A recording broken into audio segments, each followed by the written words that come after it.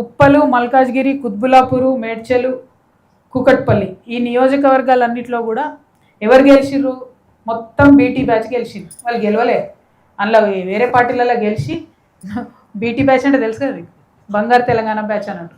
UT batch అంటే ఉద్యమం batch. ఉద్యమం బ్యాచ్ గెలవలే ఎవరు, మొత్తం బీటీ బ్యాచ్ గెలిచిర్రు.